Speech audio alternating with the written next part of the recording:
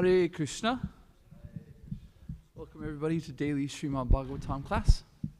And this is Krishna, the jokester. Last week I was saying, Mondays are kind of tough sometimes because the energy is a little down. People are a little tired. But the wonderful thing about giving class on Mondays is you usually get Krishna's nice big garland, because on Sunday there's nice. So this week he said, okay, fine, Nanda Braja. Here you go.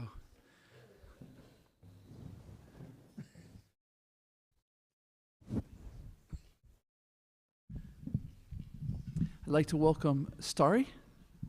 Welcome, welcome, welcome. Just came in, was it Saturday late night? So your second day here. Welcome to the Holy Dham. Starry's now moved here, going to work at the Gurukul. Very nice. Okay.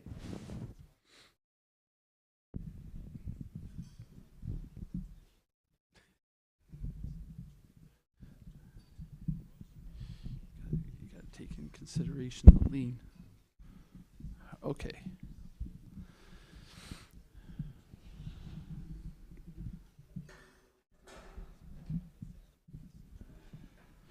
Jaya Radha Madhava Kunja Bihari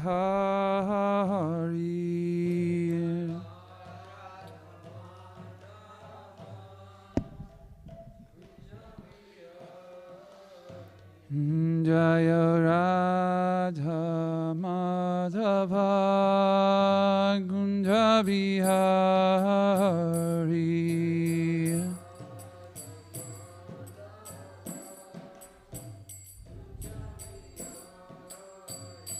Jaya Gopi Janavallabha Girivaradari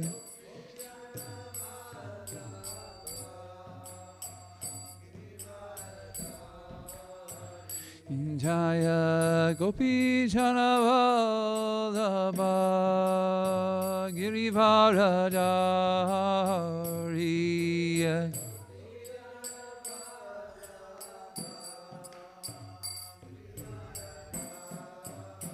Yashodanandana Brajajana Ranjana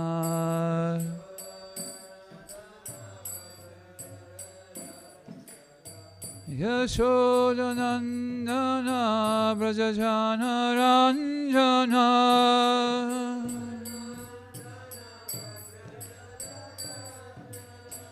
Yamuna Tiravanachari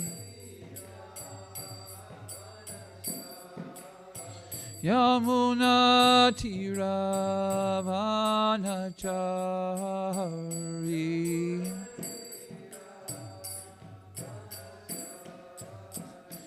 Jaya Radha Madhava Kunja Bihari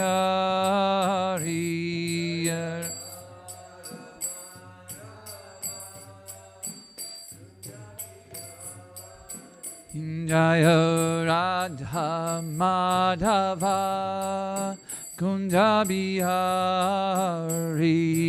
Radha Madhava Jaya Gopi Janavallabha Girivaradari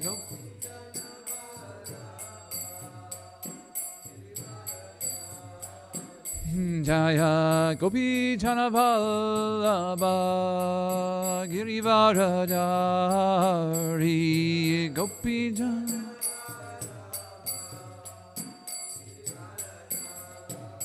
Yashodanandana Brajajana Ranjana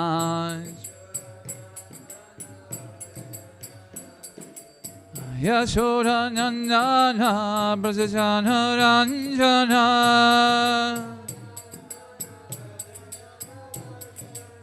Yamuna Tiravanachariya Jaya Radha Madhava Bihari.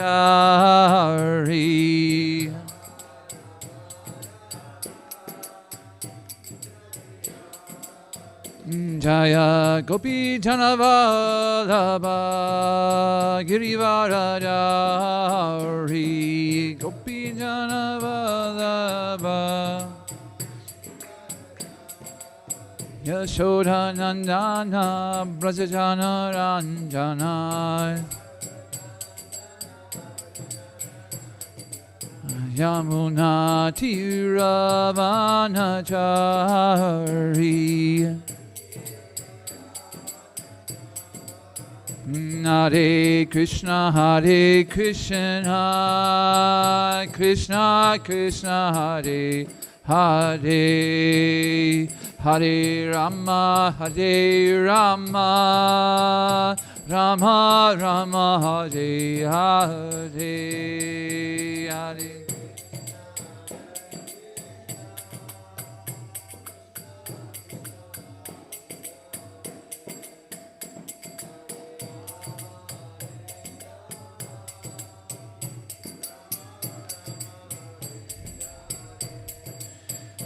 Hare Krishna, Krishna Krishna, Hare Hare, Hare Rama, Rama Rama, Hare Hare.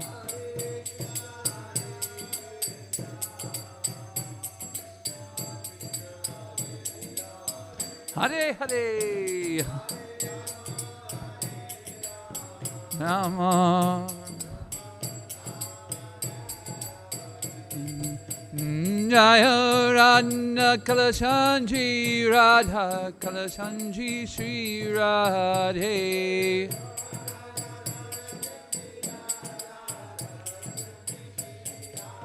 Jaya Prabhupada Jaya Prabhupada Jaya Prabhupada Srila Prabhupada Jai Prabhupada.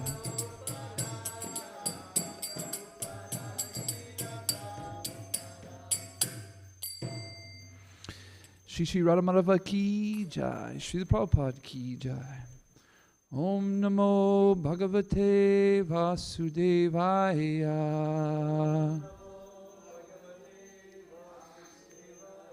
Om Namo Bhagavate Vasudevaya.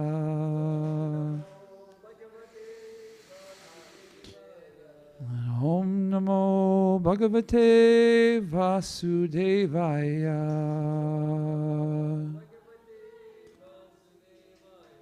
Narayanam Namaskrityam Naram Chaiva Narottamam Devyam Sarasvatim Vyasam Tato Jayamudirayat. English 2, please.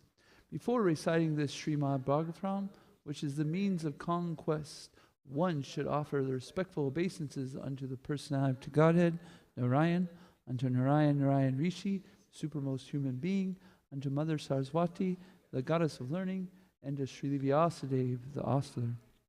Nashta prayasha abreshu nityam bhagavata sevaya bhagavati utamasloke bhaktir bhavati naishtaki. By regular attendance in the classes on the Bhagavatam and by rendering service to the pure devotee, all that is troublesome in the heart is almost completely destroyed, and loving service unto the personality of Godhead, who's praised with transcendental songs, is established as an irrevocable fact. Om Gyantimarandasya Gananjana Salakaya Chakshuran Malitam Yena Tasme Shri Guruve Nama. I was born in the darkness of ignorance, and my spiritual master opened my eyes with the torchlight of knowledge. I offer my respectful obeisances unto him. Hare Krishna. So today we're going to continue with Canto 5, Chapter 5, Text 5. And today is the 5th of August.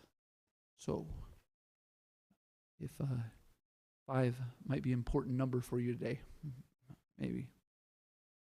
The topic for today is the tragedy of the unnatural condition of the spirit soul in the material body. We have this material body, and it's quite a tragedy. Oh my gosh. So we're just doing a few verses here, verses 4, 5, and 6. So if we can, we'll go through 4, 5, and 6, and then we'll come back to 5 and go in depth there. Will somebody please read text 4? When a person considers sense gratification the aim of life, he certainly becomes mad after materialistic living and engages in all kinds of sinful activity. He does not know that due to his past misdeeds, which he has already received, he has already received a body, which, although temporary, is the cause of his misery. Actually, the living entity should not have taken on a material body, but he has been awarded the material body for sense gratification. Therefore, I think it not befitting an intelligent man to involve himself again in the activities of sense gratification, by which he perpetually gets material bodies one after another. We'll make a few comments on this first because we have as only long three. as one. Just a second, we only have 3. So in the translation here it says, actually the living entity should not have taken on a material body, but he's been awarded the material body for sense gratification. Therefore, I think it not befitting an intelligent man to involve himself again in the activities of sense gratification by which he perpetually gets material bodies one after another. It's pretty nasty. Like this spiral. You know, I took on a material body for sense gratification, and then I performed that sense gratification, and it just equals more material bodies. It's quite the nasty spiral of material sense gratification. We say this in another way too. What's the other way of saying this? The samsara, birth, death, old age, and disease, the spiral. But Srila Prabhupada in the purport mentions there's a way to get out of this nasty spiral. And any suggestions on what is the antidote for this disease? Pure bhakti. Pure bhakti. Oh my gosh. Any other suggestions? Pure bhakti? Chanting Hare Krishna. Wow. What is it? Associate with devotees, right? Live in Radha College on your own. Take the advice of Starry and move here and work in the Gurukul. That's a very good idea. Yeah, Srila Prabhupada, all these are, by the way, there's no wrong answer. These are all ways that we get out of this work our way out of this, get out of this nasty spiral. Srila Prabhupada, in particularly in this purport, says one should perfect his life by associating with devotees. He should not become further implicated in the material body. Okay, let's go ahead to verse 5, please. As long as one does not inquire about the spiritual values of life, one is defeated and subjected to miseries arising from ignorance. Be it sinful or pious, karma has its resultant actions. If a person is engaged in any kind of karma, his mind is called karmatmaka,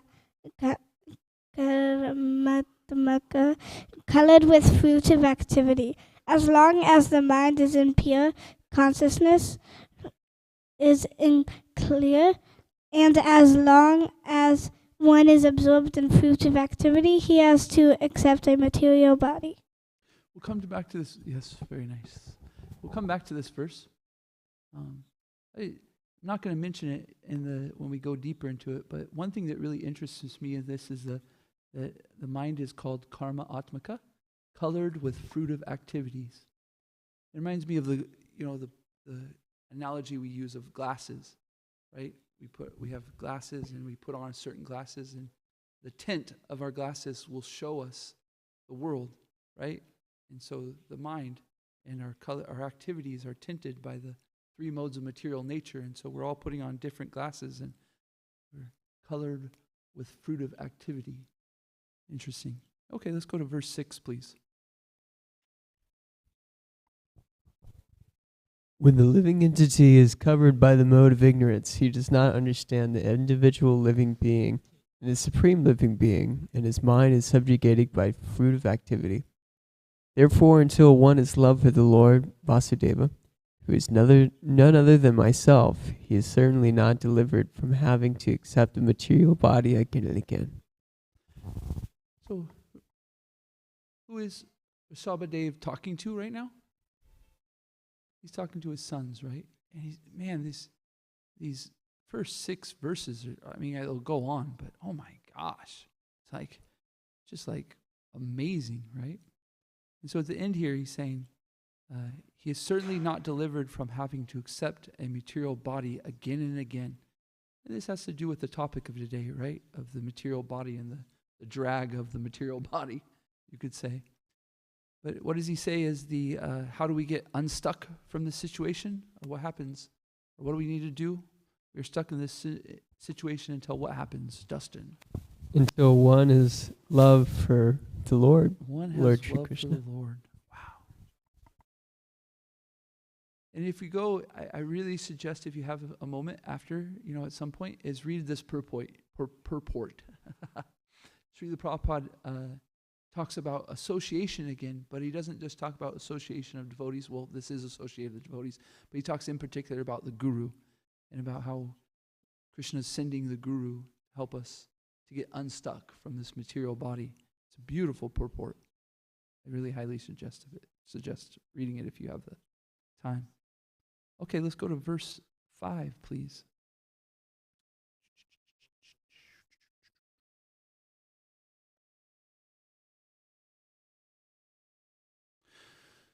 Okay. Parabhavasta varabat abadya jato. Parabhavasta varabado jato. Yavanajina sata atma tattvam. Yavanajina satya atma tattvam. Yavat kriyas tavaridam manova. Oops. I think I'm off on this one. What's the meter for this?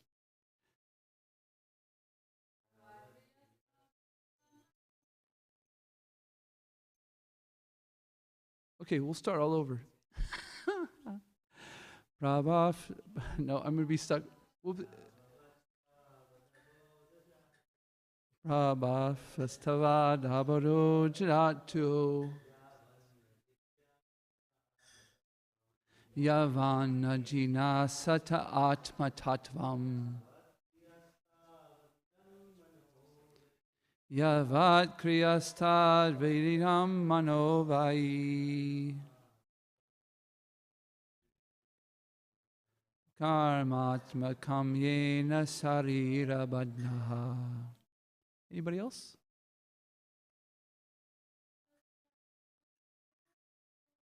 Parabhasta vadabo jajato. Yavanajita sata atma tattvam. Yadvat kriyasta vadidam manovai. Karmatmakam yena sarira bandhaha. Parabhavastha varabo jajato.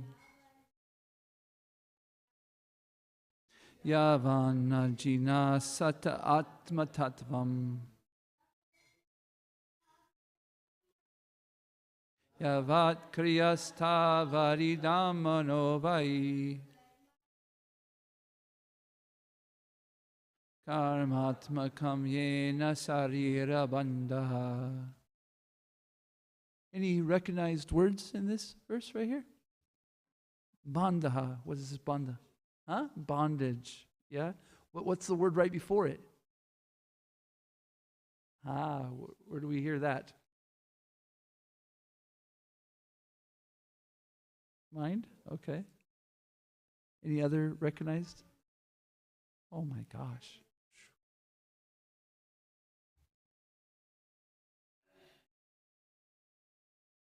Okay, let's go word for word. Good job. Together, please.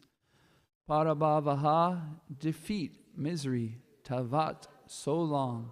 Abodhyajataha, produced from ignorance. Yavat, as long as. Na, not. Gyanyanisate, requires about. The truth of the self. Yavat, as long as. Kriya, fruit of activities. Tavat, so long. Idam, this. Manaha, mind. Va, indeed. Karma atmaka, absorbed in material activities.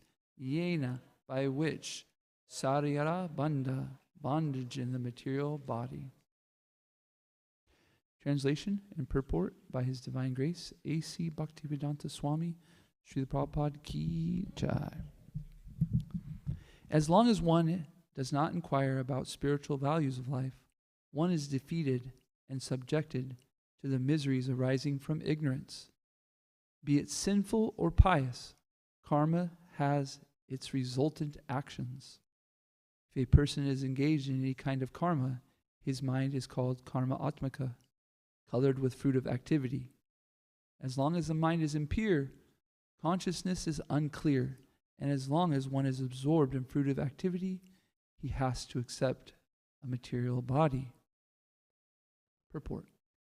Generally, people think that one should act very piously in order to be relieved from misery, but this is not a fact. Even though one engages in pious activity and speculation, he is nonetheless defeated. His only aim should be emancipation from the clutches of Maya and all material activities. Speculative knowledge and pious activity do not solve the problems of material life. One should be inquisitive to understand his spiritual position, as stated in Bhagavad Gita 4:37. Yatad dharmasi samadhiganir basmasat krute arjuna gyanangina sarva karmani basmasyat krute tataha. As the blazing fire turns firewood into ashes, O Arjuna, so does the fire of knowledge burn to ashes all reactions of material activities. Unless one understands the self and its activities, one has to be considered in material bondage. In Srimad Bhagavatam 10:2-32, it is also said, Ye ne ravinindaksya vimakuta maninas tvai asta bhavad avisudya buddhayaha. A person who does not have knowledge of devotional service may think himself liberated, but actually he is not. Aryuha krutrine param padam tataha patanti adyo nadratya yusmad anagrayaha. Such people may approach the impersonal Brahman effulgence, but they fall down again in material enjoyment because they have no knowledge of devotional service. As long as one is interested in karma and jnana, he continues enduring the miseries of material life, birth, old age, disease, and death. Karmis certainly take on one body after another. As far as gyanis are concerned, unless they are promoted to the topmost understanding, they must return to the material world. As explained in Bhagavad Gita 7:19, Bahunam janaman ante jananavan mam prapadatye. The point is to know Krishna, Vasudev, as everything and surrender unto him. Karmis do not know this, but the devotee who is 100% engaged in devotional service of the Lord knows fully what is karma and jnana. Therefore, a pure devotee is no longer interested in karma and jnana. Anya bilasyati sanyam gnam karmadi anritam. A real bhakta is untouched by any tinge. The real bhakta is untouched by any tinge of karma and jnana. His only purpose in life is to serve the Lord. Hare Krishna.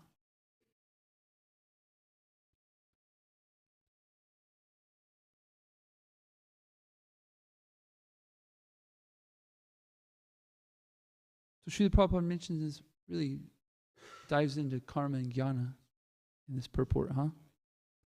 So it says if a person is engaged in any kind of karma, his mind is called karma. This is the translation, by the way. If a person is engaged in any kind of karma, his mind is called karma atmaka, colored with fruit of activities. So Srila Prabhupada in this purport is talking about karma kanda. So in the Bhagavad Gita it explains karma kanda. So I thought maybe somebody can explain to us what is karma kanda. What is karma kanda? Dustin? Karmakand is the process in which trained priests perform yagyas for fruit of activities. For fruit of activities. Okay. So sometimes priests will perform yagas for fruit of activities. This is karma kanda. Any other situations of karma kanda or activities? Please, Trista. Thank you, Dustin. Demigod worship. Demigod worship, right? So in demigod worship, what is the misunderstanding of somebody who is in karma kanda about demigod worship? They want material things and Yeah. sense gratification. Right? And what are we told in Srimad Bhagavatam and Bhagavad Gita? If we want anything, who should we go to? Go to Krishna, right? Even if we are in the mood of karma and wanting something like that, we should go to Krishna because even he's giving the boons to the demigods to give whatever they can give, right? Any other situations of karma kanda? Thoughts? Gokulananda Prabhu, please. I always say, like in the word spiritual, the word spirit, when it's taken away, it is reduced to ritual. So the people who do not understand the main purpose as to why do I do, what do I do, why do I do, they just get caught up into the details, forgetting the principle. That's karmakanda. Man, this is awesome. Take away spirit and put in ritual. And in ritual, so what are people trying to do sometimes when they want material things? They want to become rich. Ritual. That's funny. It's funny to me. So yeah, people are doing activities because they want something. I kind of look at it like this. It's kind of like when you say it's somebody's birthday and you want to make them a nice meal. And the meal you make is what you would want if it's your birthday. Instead of asking the person like, hey, what's your favorite thing to eat, right? What's the thing that you enjoy the most? And then making that, we go, well, actually, I'll really like it if I give them this for my birthday. So this is karma kanda. We're like doing a nice activity. We're doing a ritual or something that, and it even can have some nice undertones to it in some ways. But really, it's for us. It's for our benefit, you know. Excuse me. So in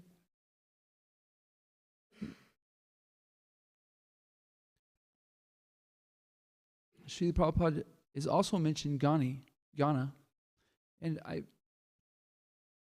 wouldn't mind hearing from somebody if they have any thoughts, but I'm thinking that in the translation, it says, as long as the mind is impure, consciousness is unclear, and as long as one is absorbed in fruit of activity, he has to accept a material body. I'm taking this as where Srila Prabhupada is coming from in the Jnani part of this. Karma is obvious in here, but this is the Jnana process.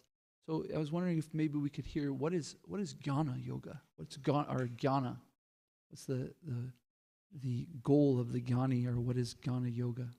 Anybody? Gokulananda Prabhu, please. Jnana is basically trying to understand the difference between matter and spirit. So materialistic people, they are just caught up into matter, but at least one stage or one level above that is trying to understand there exists spirit which is higher. So what would that look like in what is the activities of a Jnana Yogi? Speculation. Speculation, mental speculation, right? not in the sense of, so we have two kinds of speculation, right? We have mental speculation and we have philosophical speculation. Thank you. So we read Bhagavad Gita and we think, wow, I wonder if Srila Prabhupada means like that. I wonder if Srila Prabhupada is trying to, what is Srila Prabhupada trying to say to me? And we're trying to understand it, and we're trying to speculate. And so usually what we'll do in that speculation is go to somebody who might know more than us, right? But mental speculation, we're just coming from our little fund of knowledge, our own, and we're trying to understand subject matters that are beyond our material understanding. And so it can actually go on forever, right? I mean, you just keep on trying to figure it out and trying to figure out. The Lord is unlimited. And so, it's a very tedious process, Jnani. And so, what's the goal of the Jnani? Did we say that? Well, it's understood that the goal of the Jnani, right, is to see Krishna in the heart, right? Is if they can see that the Lord is within the heart, and this is explained as the goal of the Jnani Yogi. But in Bhagavad Gita, it explains that karma, the actual fruit, or the actual conclusion of karma and jnana is what? Bhakti. So can you imagine that you're sitting there holding your breath,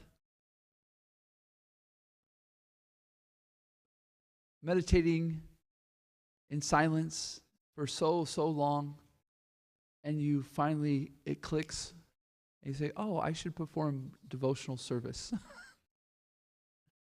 And Srila Prabhupada, if you read Bhagavad Gita or any of his books, within the first few pages, what does Srila Prabhupada say? Perform bhakti, perform devotional service. So it's quite interesting, this process that Srila Prabhupada is giving us. It's so amazing that he's just like, boom, he's jumping us all the way from all of the benefits of karma yoga or jnana yoga, and saying, boom, so we're starting right from the beginning of we're starting from their end. It's pretty amazing, right? So we've put ourselves in a bad situation, right? These instructions that are these lessons that Rishabhadev is giving us, it's pretty evident that we've put ourselves in this situation. And so we're in a sticky situation, we're bound up. We're like, but through bhakti, we start to things become clear. We start to become unentangled. And the veil starts to open up. And we start to see that we're not the mind, that we're not. We start to see that our activities more clearly. We can see what our objection, our purpose for them is. And so in devotional service, when that happens, sometimes we get a little frustrated with ourselves. We can actually start to see that we have some fruit of desires. We get to see the subtle things. When you work in bhakti yoga, at first it's gross, right? And we're just trying to get rid of we're starting to follow 4 regular principles. No meeting, no intoxication, no gambling, and no illicit connections, right? We get rid of those, and now the real work starts. Now we get to see the nartas, right, of wanting fame, reputation, or these things, and we start to see that the activities we are doing, we're wanting these things. And so we can be hard on ourselves. But we should take a deep breath and go, you know what? That means I'm making advancement. It's actually really nice that I'm understanding that there's desires. I can see my mixed bhakti. I can see that there's desires for material sense gratification. And what's the answer? When we do see it, and we take a deep breath and we go, okay, how am I going to move on? Just to perform more devotional service. Just keep chanting Hare Krishna. And eventually, those things will subside. And then you know what happens? Then we get to see the next anartha. We go a little bit deeper, right? And we just clean and clean and clean and clean and clean, and we keep on going through these waves. I heard once at a Bhakti Circle talk, Prema Rita was mentioning that it's like the keys on a piano or a harmonium, and you'll see the same things coming around in a sense, or you'll be on going through some similar things that you've gone through, and it looks like, well, have I made any advancement? Like, what's going on? So, but really, it's the same keys are the same situation, but it's a higher octave, right? Octave, right? So we're gonna see the same things over and over and over. The same things the impurities are gonna come up again and again and again. But don't get upset, because you're at a higher level now.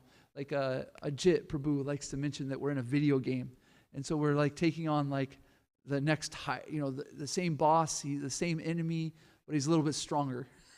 So in this situation, we're coming up against another anartha, another demon, and as devotees, we understand that actually we can't kill any demons, only Krishna can, and that's devotional service.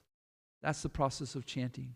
It's inviting Krishna to come into your life and kill the demons. And yes, we'll see them, but we really understand that we're so small, we're so tiny, and that we really can't overcome them. But we need Krishna. Krishna, you be my hero. You be the one who jumps on the heads of these demons. You're the one who throws them in the trees. You're the one who... Anyways.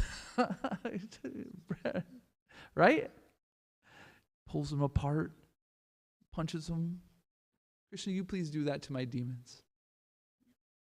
You be my hero. And he will. He will. Okay, that's what I have. Any questions, comments, thoughts? Please. Dristadumna Prabhu. Hare Krishna. Hare Krishna. Thank you for a nice class. I was kind of thinking about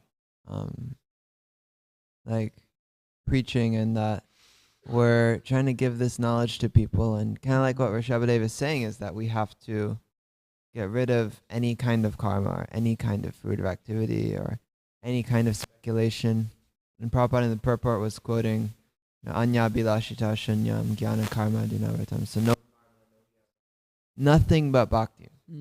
So I just feel a little overwhelmed sometimes when I think about like the kind of thing I'm trying to present to someone is like it's the gold standard, highest thing ever, like, no sinful activity, no trace of sinful activity, 4 regulative principles, and just pure, like, it's just, we're just handing them pure bhakti, like, from Srila Prabhupada.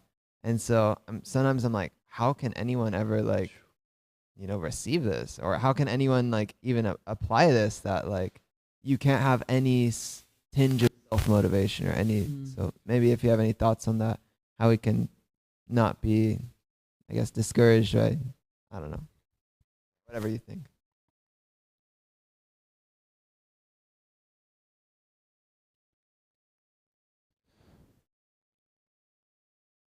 We're trying to make impressions in people that are positive to devotional service. And we're very small, So we can think like that. I'm very small, but let me just do some kind of something that gives a good impression to this person about bhakti. And then pray to Krishna to do the rest, I don't know about you, but I've realized in my life more and more and more how much I can have a conversation with somebody, and my attitude will be like one way, but then throughout my day, that conversation comes up into my head over and over. Sometimes that conversation comes over and over again, and I just get more. The conversation itself and my lessons that I'm learning from it get deeper and deeper and deeper. So if we can have a nice If we can give nice association to people, they will think about the conversation they have with us over and over, and Krishna will put situations in their life where that conversation will come up. So we really need to not be too hard on we really need to be confident that Krishna is also doing his part, you know? We need to do our part. Our goal really is to give people association. And that looks like that when that person is hanging out with you and that person's not hanging out with you, they think, oh, Drista talked about that the other day. And I remember it because of this situation. Or they go, oh, Drista Dumna, he said when I cook, I should offer it to Krishna. So we become friends with somebody so much that they actually start to, in their life, think about how you would do something. And you're being a Brahmin, being Brahminical, that you're showing by example the right things to do. So that somebody can think about you and do the right activity. It's amazing. Association is just like, when you get into it, like we really, it's so impressionable about how we do things and the way we do things and why we do things is attached to a person, a who. We're trying to, even unconsciously, we do things like my parents wanted. I'm doing things because I want to impress my friends. I want to do this because of, and it's really so much attached to the people around us that are important. And so as devotees, if we can get to the point where we're making friendships with people that are so nice that they're actually thinking about the activities they do and think about how you would do them, they're like, and we're acting Brahminical, right? Let's make sure that we're acting Brahminical so that they're doing things that are bringing them closer to Krishna, right? So, two things. Act Brahminical, give them nice association so that they can, in their life, start to see the things through the lens of your association, which is Srila Prabhupada's association, and really rely on Krishna to do his part. You know, we just do our best and we say, Krishna, you've got to come in their life in some way, shape, or form, you know? Yeah. Manjari Gopika.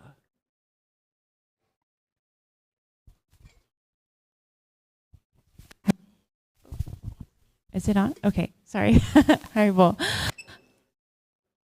Thank you for the nice class. I just wanted to add on to that. I had some thoughts. Just to Jumna's Prabhu's question about when we're studying the philosophy and we're going to classes and we're looking at ourselves, we feel like kind of overwhelmed with our material desires. So then how can you preach to a new person and you can do it when we're sometimes feeling like we can't do it. But one thing I learned from my husband, Gokulananda Prabhu, who was in the ashram for many years and did a lot of preaching, is he told me that when you're preaching with new people, don't focus on the don'ts, focus on the do's. And when you look at Srila Prabhupada's example with the Westerners who knew nothing and were doing everything wrong, he was just talking so simply about adding Krishna to your life. So when we're talking to new people, it's not about what you don't do in terms of the regulative principles. It's what you do. Come hang out with us regularly. Chant. Go to kirtans. Change your diet. These are all the foods you can eat, and aren't they so good? And I'll teach you how to make them. So then people get attached and they start feeling enthusiastic. And then, of course, as time goes on and they deepen their readings, then they'll have to examine themselves. I remember when I got in, then after I got into Bhakti Shastri and I read Nectar of Instruction, and that was when my moment of, wait, but if I have any material desire, I can't go back to Godhead. What do you mean? But that didn't happen for, a couple of years. And I also think as we progress in Krishna consciousness and we hear regularly, we don't focus so much on going back in this lifetime. I'm thankful that with the Bhagavatam study I've been doing, I finally am understanding that prayer of so many pure devotees of, let me just come back in a Vaishnava family. A great blessing, and I feel like that's something I can aim for. Focus on the do's, not the don'ts. Wonderful. Hare Krishna. Prabhu, I love your classes. Oh. I always say that Nanda Vraj Prabhu is an analyst. You're so good at analyzing, the concepts, every particular concept you break down into these sub-concepts. It's really nice. So one particular thing that you mentioned was really nice about Anyabhilashita. And then it churned my heart. I started thinking how actually my practice of devotional service is tinged with karma and jnana. So karma element is, the fruitive activities and ritualistic activities. Sometimes chanting is reduced to ritualistic, chanting. Most of the time, not sometimes. And then jnana, I was thinking, jnana is basically they always, they know that there is spirit, but they do not have any information about the Supreme Personality as a person. So they're impersonalists and they keep speculating. Absolute truth is like this, it could be like this, it could be like that. They just keep speculating.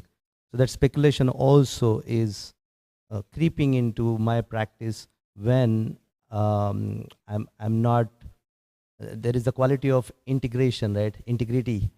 So when I'm alone, I tend to think that, okay, although I know that there is Supreme Lord, Krishna, observing me, but I tend to be impersonal, neglecting his presence and indulging into sinful activities. So this karma and jnana creeps into my practice.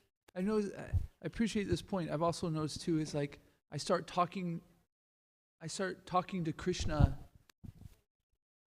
like he's out there, instead of like he's a person, like literally like I can talk to him like a person.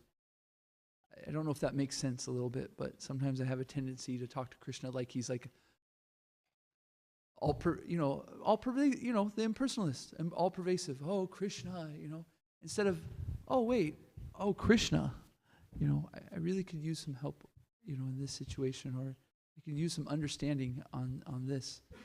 Such a good point.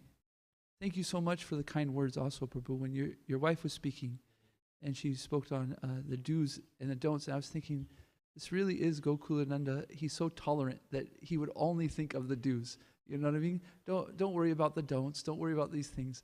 I really was like, right when she said it, I was like, this is Gokulananda's mood. It's very sweet. Hare Krishna. Thank you for class. On that same point, I've been listening to Srila Prabhupada's Nectar of Devotion lectures that he gave when he was in Vrindavan. And he often, almost like, not in like a materialistic way like we would, but he often like seems to like brag about how, we didn't even tell our devotees in the beginning to do these things. They wanted to do these things, he's like very pleased to express that, and also, setting that as an example. He's telling, like he says it a few times throughout the lectures, like we don't need to say not this, just introduce them to Krishna. And naturally, look how many boys and girls we have here. They wanted to take it up. So yeah, this point is like Srila Prabhupada's. We often cite that this is what he did, but then there's other devotees that don't do that at all. They go right into the and they say, I don't know, there's so many different sides to it, but Srila Prabhupada was very much aware that this is what he was doing, and this was, his way of working into their hearts. Yeah. Devotional service is so attractive. Bhakti is so attractive.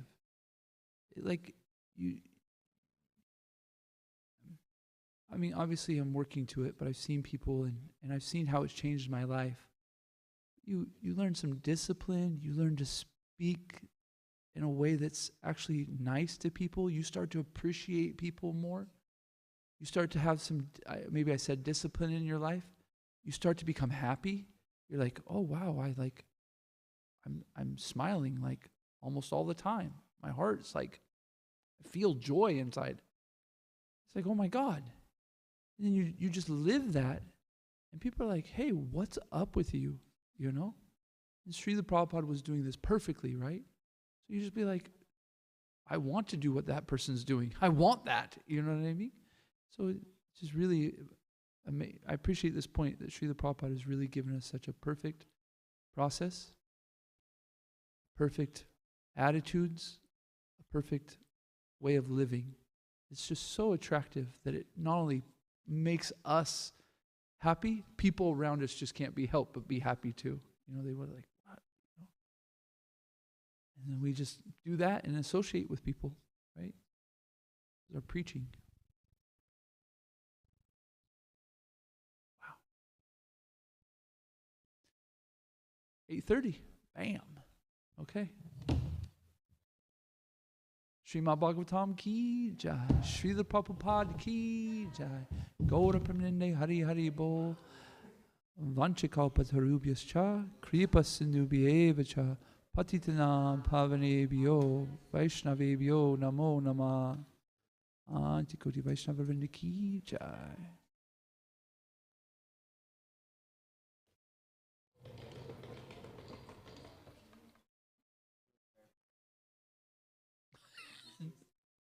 Yes, poor guy.